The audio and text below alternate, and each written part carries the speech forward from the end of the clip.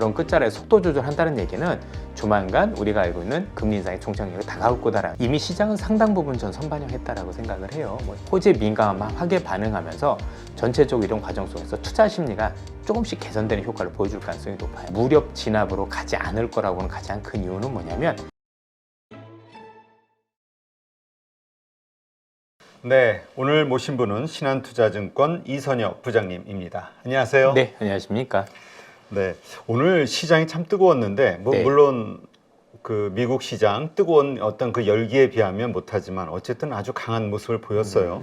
일단 연준의 파월 의장, 근데 그 발언이 뭐 새로운 게 있는 건 아니죠? 아닙니다. 그런데 시장이 이렇게 열광하는 이유가 뭘까? 새로운 게 굉장히 많았다라고 보셔야 될 것 같아요. 많아요? 네, 그렇습니다.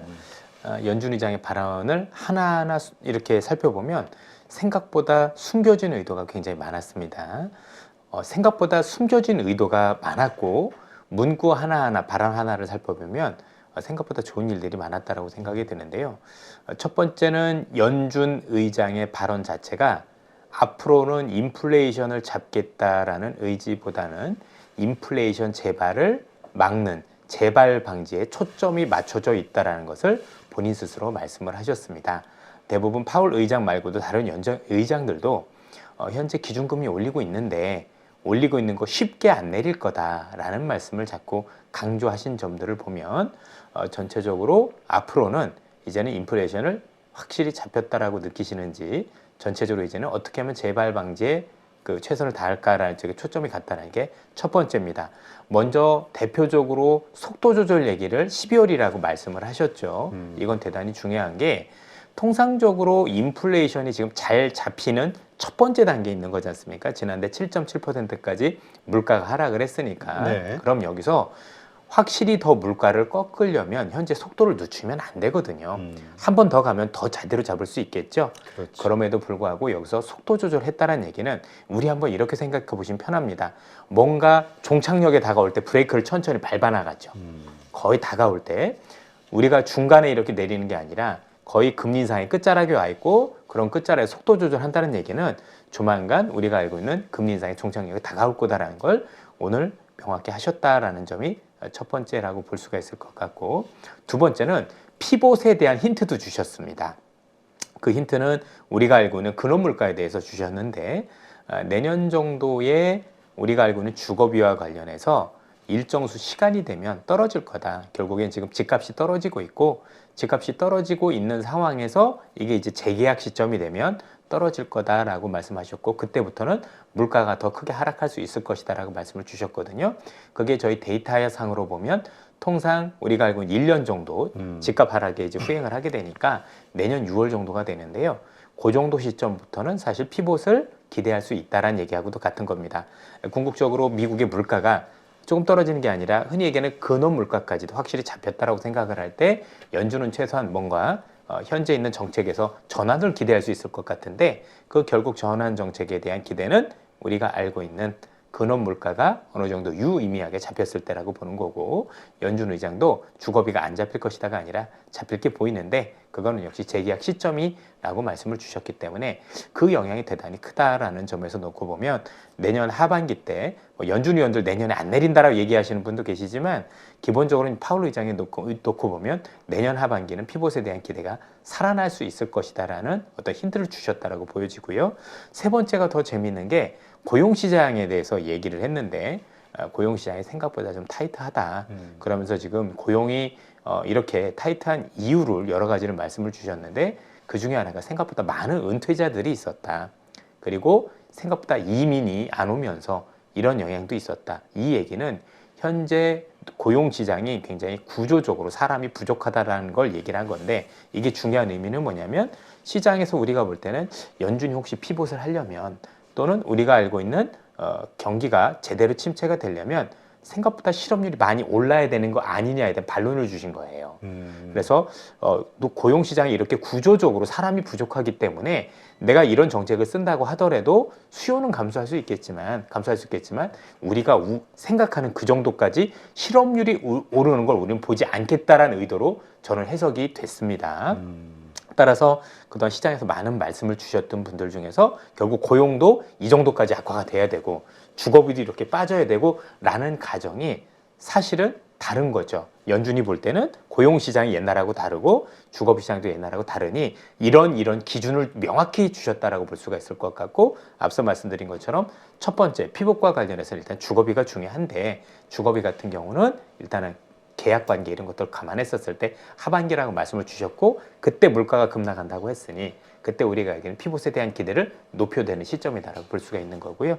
그리고 고용과 관련해서는 우리가 생각했던 것보다 실업률이 많이 올라오지 않는다고 하더라도 이거를 고용 악화 또는 우리가 알고 있는 피봇에 대한 어떤 자료를 삼을 수 있다라고 본다라면 생각보다는 훨씬 더 유하게 말씀을 하셨다. 그래서 총체적으로 종합을 해보면 이제는 종착역에 가까워졌다는 거 말씀을 하셨고, 정책의 초점이 물가를 잡는 것보다는 앞서 말씀드린 재발을, 물가가 내려가는 물가가 다시 재발하는데 초점으로 이미 바뀌기 시작을 했고, 또 피봇에 대해서 내가 무조건 안 된다가 아니라 하반기에 이런 일이, 내년에 이러한 일이 있을 거니 이런 기준이 됐었을 때 뭐 우리가 바뀔 수도 있다는 어떤 뉘앙스를 넌지시 주셨었고, 또 고용시장에 대해서 우리가 생각하는 게 기준이 다르다는 점을 얘기해 주셔서 고용시장이 너무 악화되는 것까지 기다리지는 않겠다는 의도를 부셨다고 저는 생각을 하고 있습니다. 그렇군요. 네. 그렇다면 우리가 사실 뭐 산타랠리 뭐 이런저런 기대감들이 있었잖아요. 그리고 또 요즘 최근에 가장 한국 시장이 좀 좋은 모습을 보였고, 근데 미국 시장 역시 오를만 하면 연준 위원들의 어떤 매파 발언으로 다시 가라앉히고 이런 일들의 반복을 보면서 연준은 절대 증시가 오르는 인플레이션 요소가 유발될 수 있는 환경을 원하지 않는다. 그래서 파월이 이렇게 좀 누를 것이다 라고 생각했던 게 예상이었는데, 그러면 앞으로의 그 뭐 산타랠리로 표현이 되든 지금의 주가보다 좀 이게 튀는 어떤 이런 현상, 이제 더 이상 연준이 막거나 하진 않을까요? 사실 연준이 왜 지금 상황에서 주가가 오르는데도 불구하고 앞서 말씀하신 것처럼 이렇게 주가가 오르면 기대 인플레이션가 안 잡힐 것임에도 불구하고 이런 발언을 했었을까 고민을 해보면 12월에도 이미 0.5%포인트 금리 인상이 예상돼 있지 않습니까? 아마도 연준은 이 정도 금리 인상을 하면 어떤 발언을 하지 않는다고 하더라도 그것이 경제에 미치는 영향이 적지 않다라고 판단했다라고 생각이 드는 겁니다. 사실 이미 국내외 증시를 비롯해서 모든 경제에서 지금 금리가 너무 많이 올라서 여기저기서 굉장히 좀 많이 위험한 상황에 처해 있는데, 아마도 그때 되면 그 금리만 놓고 본다고 하더라도 시장이 생각보다 많은 부담을 느낄 거라고 판단을 해서 저는 그렇다라고 판단을 하고 있고요. 그래서 아마도 12월 금리 인상을 하고 일정 부분 시간이 또 지나게 되면 거기에 대한 영향을 저절로 받기 때문에 그러지 않았을까. 그래서 굳이 연준이 뭐 비둘기파적이네 아니네 이런 거 안 한다고 하더라도 시장은 일정 수준이 지나고 나면 그 금리 상승 또 높은 금리에 따른 부정적 영향에 의해서 일정 수준은 또 쉬어가는 국면이 올 수도 있다라고 보고요. 그런 측면에서 연준은 더 이상 여기에 대해서 크게 제가 볼 땐 개의치 않은 모습이 아닐까라고 판단이 됩니다. 그렇군요. 그렇다면 그 시장 참여자들이 가지고 있는 좀 산타랠리 혹은 뭐 좀 더 강한 시장의 상승, 이러한 것이 합리적이다. 기대감이 그렇게 보시나요? 이미 시장은 상당 부분 전 선반영했다라고 생각을 해요. 뭐 적지 않게 올라온 것도 사실이고, 그렇게 본다면 지금부터는 미국도 그렇고 지수가 얼마나 오르겠느냐 그런 게임보다는 이 정도 시장이 된다라고 하면 혹시 일시적으로 조정이 오더라도 그 조정의 폭이나 조정의 각도가 이전에 봤던 것처럼 굉장히 급락이라든가 이럴 가능성은 낮다라고 봐야 되지 않겠습니까? 그러면 투자자들 입장에서는 이게 쉬운 게임은 아니지만 오늘도 그런 모습을 보였지만 종목별 수익률 게임이 굉장히 화려하게 펼쳐질 가능성이 높다라고 봐야 되지 않겠습니까? 아주 짧게 그리고 생각보다 빠르게 흐르기 때문에 개인 투자자 입장에선 굉장히 어려울 수도 있다고 보여지는데, 그런 환경이 될 수 있다라고 본다면 굳이 뭐 우리가 알고 있는 산타랠리냐 아니냐라기보다도 우리 입장에서 놓고 보면 얼마나 우리가 종목등을 잘할 수 있느냐, 이런 환경이 조성됐다. 저는 이렇게 좀 정리하는 게 맞지 않을까 싶어요. 그러니까 지수의 큰 변동보다는 네. 어떤 뭐 횡보가 됐던 어떤 유지가 되면서 그 안에서의 종목 순환매, 네. 순환 그 장 이런, 그렇다고 하면은 우리가 이제 결국 어떤 주식을 살고 뭐 팔 것이냐가 큰 수익률에 연관이 되는데, 이럴 때는 보통 어떤 주식들에 우리가 좀 주목을 해야 되는 건가요? 전반적으로 놓고 보면 지금 돌아다니는 순환매는 사실은 어떤 종목이 아니라 어떤 이슈가 나오느냐에 따라서 좀 빠르게 반응을 하는 것 같아요. 그래서 이전처럼 사기만 하면 물리는 이런 시장은 아니라고 보여지고, 다만 그런 어떤 이슈가 나왔었을 때 또 새로운 모멘들이 짧게라도 이렇게 발현이 됐었을 때 그거에 관련해서 생각보다 기업들이 그 관련 기업들이 실적 호전이 연결되지 않는다고 그래 흔히 태만하고 보통 많이 부르지 않습니까? 이런 일들이 좀 많이 일어나는 것 같아요. 뭐 예컨대 구체적으로 예를 든다면 뭐 중국이 리오프닝 가능성이 높아지면 그 관련주가 며칠 동안 랠리를 한다든가 이런 식으로 시장에 나오는 이슈 하나가 이제는 악재에 반영하기보다는 호재 민감함 확에 반응하면서 전체적으로 이런 과정 속에서 투자 심리가 조금씩 개선되는 효과를 보여줄 가능성이 높아요. 아마 이런 시장은 대부분 조금 더 숙달이 된 프로들 같은 경우 또 굉장히 고수라는 분들은 그래도 조금 대응이 가능할 텐데 뭐 저를 비롯해서 웬만한 일반 투자자들이시라면 이게 대응이 만만치는 않은 한 가지만 확실한 거는 그래도 심리는 개선되는 조금씩이라나마 대응될 가능성이 높아지는데 이거를 좀 저 보시는 게 맞지 않을까. 그래서 시장에 이제 좋은 걸 보려고 하는구나. 그래도 뭔가 모멘텀이 나오면 거기에 대해서 위로 반응을 하려고 하는구나. 이런 정도로 확인하시고 가는 게 더 중요하지 않을까 싶습니다. 그렇다면은 물론 이제 고점에 물리신 분들도 있고 지금 대부분 어떤 뭐 금융 위기가 됐든 여러 가지 경제 뭐 리스크 요인은 있잖아요. 뭐 우크라이나 쪽에 뭐 문제도 있고 또 중국에서 나오는 뭐 경제 위기 문제, 신흥국들의 문제 이러저러한 것들 때문에 상당히 어려운 상황이 올 거라고 보는 분들도 많이 있잖아요. 그런 분들 입장에서는 이렇게 좀 반등했을 때 매도하는 거를 이제 생각을 하는데 그러니까 손실이 난 분들이라 하더라도 일단 내가 이 정도에 팔고 나중에 싸게 살 수 있으니라는 생각을 하거든요. 예. 이러한 것들이 지금 시점에서 어떻게 보세요? 사실 이제 저도 오랫동안 매매를 해봤는데 그게 과연 쉬운지 잘 모르겠어요. 왜냐하면 지수만 놓고 보면 그게 가능할 수도 있겠지만 종목별로 들어가면 그렇지 않을 가능성이 높은 게 대부분 투자자분들께서 지금 손실을 많이 본 기업들 같은 경우는 지수 반등을 지금 따라오지 못하고 있다라고 제가 볼 땐 판단이 됩니다. 대표적인 게 플랫폼 관련주들이 되겠죠. 플랫폼 관련주를 제외한 여타 기업들 같은 경우는 그래도 지수만큼 그래도 제법 반등을 했는데 제가 볼 땐 2022년도, 2021년도죠. 21년도 굉장히 핫했던 기업들 같은 경우 흔히 얘기하는 기존 주도주였죠. 이 기업들의 낙폭은 너무 크고 지수가 올라오는 만큼 반등을 하지 않았기 때문에 과연 지수 반등한다고 해서 그 기업들의 낙폭이 많이 만회가 됐느냐라고 본다면 그렇지 않을 가능성이 높고 그래서 뭐 기술적으로 이렇게 거의 상단에 왔으니데 한번 팔고 밑에서 싸게 사겠다라는 건 이론적으로는 가능하지만 제가 볼 때 실제적으로 가능한 거냐 여부에 대해서는 저는 굉장히 좀 회의적입니다. 저라도 못할 것 같아요. 제가 만약에 제 계좌였는데 실제 그걸 안다고 하더라도 이게 과연 그렇게 행동으로 하기가 쉬울 거냐 최소한 저는 쉽지 않을 것 같습니다. 저는 그냥 조금 더 그래도 그 이후에 다시 반등을 기다린다고 하더라도 그렇게 하지 않을까라는 생각이 들어서 그렇고요. 또 앞서도 말씀을 주셨지만 실제 그런 많은 위기가 올 거냐에 대해서는 저는 조금 이제 다른 생각을 가지고 있는데 그런 생각이 안 올 거다가 아니라 그런 것들이 올 것 같아서 지금 연준이 피봇을 했다라고 생각을 하는 겁니다. 예, 지금 연준을 비롯해서 전 세계 중앙은행이 현재 금리 인상 속도를 늦추거나 또 일부 국가 중심으로는 중단을 선언을 했고요. 한국은행에서도 이미 못을 박았습니다. 우리는 3.5%. 앞으로 한 번 남았어. 이게 끝이야라고 이미 얘기를 했거든요. 그리고 그 이유도 분명히 얘기를 했어요. 주택시장에 대한 경착륙을 막겠다. 그러면 시장에서 생각하신 우려들이 저는 맞다라고 생각을 해요. 그 우려가 정말 틀린 건 아니지만 그 우려를 알고 있기 때문에 그 우려가 현실화되는 건 여기서부터 금리가 더 높아지는 거 아니겠습니까? 그래서 그런 부분에 대해서 우려가 생기지 않도록 지금 선제적으로 이제는 각국 중앙은행이 나서기 시작했다고 보여지기 때문에 그런 우려가 현실화될 가능성을 저는 매우 낮다라고 판단을 하고 그렇게 보면 혹시 여기서 이제 그동안 많이 올랐으니까 저도 일시적인 조정 가능성이 있다고 보여지지만 그 조정의 폭이 전저점 즉 9월 저점 밑으로 깨고 내려갈 가능성은 매우 낮다라고 보여져요. 지금 우리가 알고 있는 이슈 말고 다른 것들 혹시 뭐 예를 들어서 금투세가 뭐 된다던가 아니면 진짜 뭐 우리가 알고 있는 중국이 우리가 생각했던 방향이 아니라 정말 무슨 뭐 무력지나 뭐 이런 거 이슈가 아니라면 우리가 생각했지 못한 이슈가 아니라면 지금 알려진 이슈 가지고를 전저점을 깰 것 같지는 않다.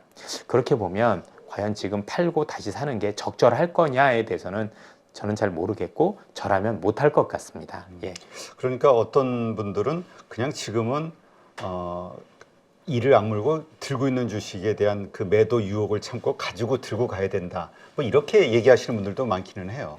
절반은 그게 맞다라고 보여지는데 여기부터 지금 이제 무서워지는 게 뭐냐면 이미 시장에서는 생각보다 많은 수익률을 낸 기업들도 많이 나오기 시작을 했어요.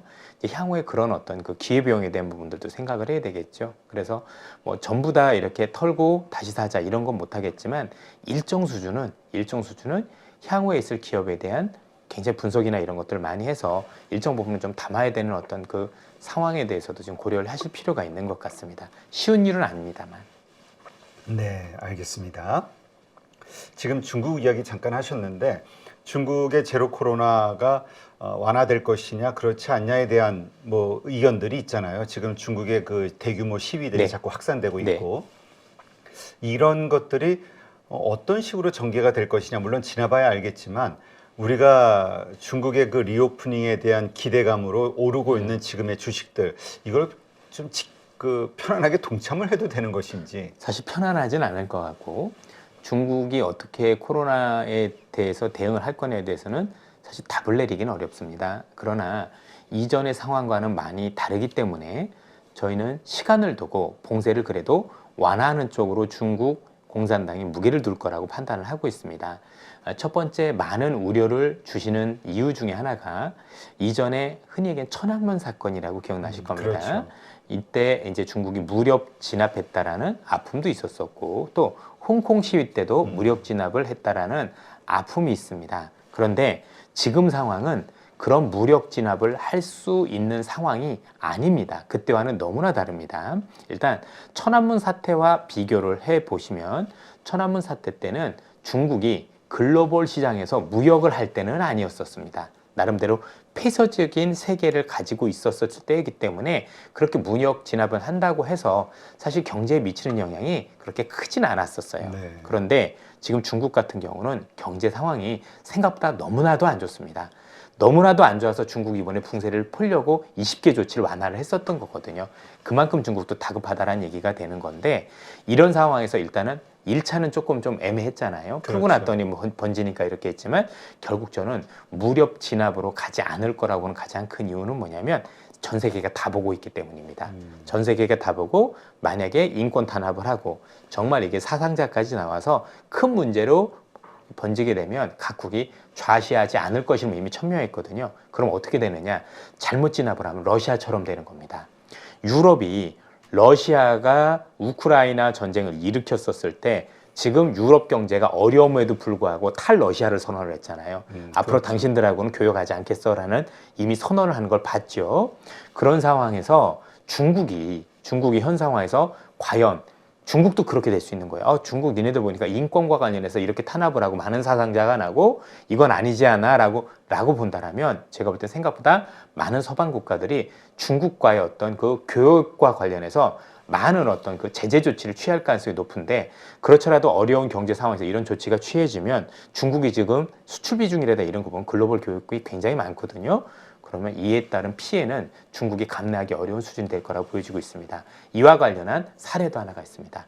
얼마 전에 정주행호에서 네. 애플과 관련해서 애플 관련 공장들이 있는데 거기에 관련 규제를 완화했잖아요. 왜냐하면 그렇죠. 여기서 만약에 애플과 관련된 그 정주행 있는 공장에서 지속적으로 이렇게 방역을 하고 봉쇄 조치를 하게 되면 애플은 누가 보더라도 공장 빼요. 굳이 앞으로 이제 이런 사례가 이번으로 끝나지 말란 법이 없는 건데 공급이 안 되는 거지 않습니까? 그렇죠. 그러면 굳이 여기다 공장을 둬야 필요가 없죠. 이건 정말 중요한 거예요.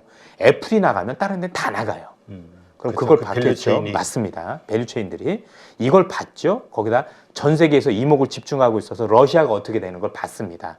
이런 상황에서 중국이 과연 이전처럼 무력을 진압을 해서 정말 이전처럼 사람을 사상자를 내면서까지 할 거냐? 전 그 정도는 아닌 것 같아요. 물론 일부 티격태격 하는 정도 아니면 조금 어느 정도의 어떤 그 선은 있겠지만 그 이상으로 넘어가지 않을 거라고 보고 결국 순차적으로 봉쇄를 푸는 방향으로 나간다라고 본다라면 저는 이제 중국과 봉쇄에서 풀리는 이 수혜주와 관련해서는 점차 우리가 이제 관심을 가져도 되는 시기가 아닌가. 그리고 거기에 대해서는 뭐 이제 조금 아직까지는 단기 매매 성격이겠지만 그런 어떤 테마주와 관련해서는 조금 더 관심을 가져보셔도 된다라고 생각을 하고 있습니다.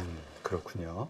지금 그럼에도 불구하고 일단 우리가 그 중국 그 리오프닝과 관련한 어떤 주식들에 본격적으로 투자하는 것은 말씀하신 여러 가지 시그널이 좀 나왔을 때 그때부터라고 봐야겠죠. 지금은 트레이딩 관점이고. 네, 그렇습니다. 왜냐면 어떻게 푸느냐가 되게 중요하고 무엇을 푸느냐가 중요하기 때문에 아마도 중국이 어떻게 푸느냐, 무엇을 푸느냐에 따라서 앞으로 이제 그 관련주들이 움직임이 조금씩 달라지지 않을까. 그런데 워낙 중국 같은 경우가 지난 3년여 이상 동안 글로벌 시장에서 유일하게 지금 굉장히 갇혀 있기 때문에 이들의 만약에 교역이 이전처럼까지는 아니더라도 점차적으로 우리와 교역도 글로벌 시장과 교역이 완화되는 정책으로 간다면 주가는 선반영할 거잖아요. 생각보다 그 폭이 작지 않을 것 같습니다. 요즘 뭐 저 나스닥에 상장돼 있는 중국 주식들 그렇습니다. 보니까 뭐 상승률이 장난이 아니더라고요. 네, 왜냐하면 우리도 경험했지만 생각보다 보복 소비가 크거든요. 근데 중국의 보복 소비는 그보다 더 크겠죠. 왜? 더 눌려있던 기간이 컸으니까. 그리고 방역도 우리가 생각보다 더 강했기 때문에 거기에 대한 반발 수요는 우리가 생각했던 것보다 훨씬 더 클 것 같아요. 그렇군요. 조금 전에 이제 유럽 경제 말씀을 하셨는데 어려운 상황에서도 뭐 지금 러시아 제재 동참을 했다. 근데 이것이 언제까지 갈 것이냐에 대한 논란들은 있었잖아요. 일시적으로는 그렇게 할 수 있지만 어려우면 이게 얼마나 갈 것이냐. 특히 에너지 관련해서 그게 이제 그쪽의 약점이니까 이제 추운 한파 이상 한파가 오거나 이 겨울이 왔을 때 여기에서 스탠스가 좀 달라지지 않을까에 대한 이야기들이 있었는데 어떻습니까? 지금 상황은? 사실 참 저도 그런 많은 기대를 했었던 사람 중에 하나였었고, 저는 최소한 올 초 전쟁이 났었을 때 그래도 올 겨울이 오기 전에 뭔가 변화가 있을 거라고 생각을 했는데 일단은 그런 변화는 아직까지는 생기지는 않았습니다. 죄송한 말씀을 드리고요. 일단 중요한 건 그런 것 같아요. 현재 만약에 유럽이 러시아와 관련된 에너지와 관련해서 큰 변화가 없다라고 한다면 사실은 저는 두 가지 옵션을 고려할 것 같습니다. 첫 번째는 지금 미국한테 들여오는 가스 가격이 보니까 미국 가격보다 4배 높은 가격에 들여오기로 이미 계약을 맺었더라고요. 아, 수출을 네네네. 예. 그러니까 미국은 돈 버는 거네요. 돈 많이 벌었어요. 지금 시간 지나 보니까 아시겠지만 이번 전쟁으로 돈 번 건 미국밖에 없어요. 지금 미국은 정말 이게 물론 정치적으로 도덕적으로 할 얘기는 아닌 것 같지만 미국은 잃은 게 없습니다. 생각보다 정말 많은 방산부터 시작을 해서 그렇죠. 어마어마한 경제적 이득을 취했다라고 보시면 되는데 여러분들 미국이 우크라이나한테 준 무기가 공짜가 아닌 건 아시죠? 예, 빌려준 겁니다. 나중에 다 갚아야 될 돈이라고 생각을 하시면 되고 나중에 우크라이나가 재건할 때 누구부터 1순위를 주겠어요? 미국을 제일 먼저 주는 거예요. 그거는 당연한 수순입니다. 이런 이권을 보고 들어갔다. 거기에다가 이렇게 생각을 하면 일단 미국한테 그 가스 가격을 좀 낮춰달라는 요구를 할 수 있을 것 같고 그거보다 더 중요한 건 어쨌든 지금 겨울인 거니까 많이 견디고 있지 않습니까? 네. 향후에 결국엔 우리가 생각했던 리파워 EU라는 즉 에너지 전환 정책을 더 빨리 더 강하게 서두를 것 같아요. 훨씬 더 강하게. 그거 외에는 방법이 없는 것 같습니다. 이미 탈러시아를 선언한 상황에서 러시아와 손잡기는 어려울 거고 전쟁이 끝난다고 해도 그건 바뀌는 게 아닌 거잖아요. 그래서 전쟁이 끝나면 가스 가격이 내리는 건 반가운 거지만 그렇다고 하더라도 에너지 수급이 원활한 건 아니다라고 판단을 했었을 때 전체적으로 기존에 취했던 정책을 더 강화하면서 그 정책 관련주들은 더 강한 상승 모멘텀을 받을 수 있는 게 아닌가라는 생각이 듭니다. 한 가지 조금 반갑다라고 얘기하기는 좀 그렇긴 한데 이번에 미국의 중간 선거에서 공화당이 하원을 차지했고 하원에서는 러시아에 대한 특히 우크라이나와 관련된 지원을 줄일 방침을 세웠기 때문에 여기에 대한 우크라이나의 어떤 전략이 어떻게 될지는 좀 지켜봐야 될 것 같아요. 진짜 협상으로 이제 가는 초기 단계에 오는 건지 아닌 건지 그건 조금 더 지켜봐야 될 것 같습니다. 그쪽에서 이제까지는 악재였는데 이것이 뭐 휴전이 됐든 정전이 됐든 종전이 됐든 이러한 것들이 되면은 일단 이거는 시장에 큰 호재로서 큰 영향을 미칠 것이냐 그렇지 않다. 이것도 좀 의견이 갈리던데요. 호재입니다. 어떻게 그거를 악재라고 생각을 할 수 있죠? 악재는 아닌데 예. 이미 아닙니다. 그렇지 다 알고 않습니다. 있기 때문에 영향이 아닙니다. 없다. 영향이 있습니다. 예. 왜냐하면 어떤 영향으로 오냐면 유로화가 반등을 합니다. 그걸로 인해서 가장 부정적인 영향, 왜냐면 이게 길어질수록 더 어려워지는 거기 때문에 어쨌든 더 길어진다는 불확실성을 끄는 거죠. 네. 그렇게 끊게 되면 유로화가 반등합니다. 그럼 달러는 약세를 띠게 되고 원하는 동반 강세를 띠게 됩니다. 그래서 유럽도 좋아지지만 어쨌든 한국 시장에 대해서는 그 여파가 우리한테는 나쁠 게 없다. 그래서 긍정적인 요인이고 반드시 반응을 합니다. 네, 알겠습니다. 누구나 1시간 안에 200개 종목에서 좋은 종목을 고를 수 있는 그런 능력을 배양할 수 있도록 제가 도와드리려고 그렇게 하고 있습니다.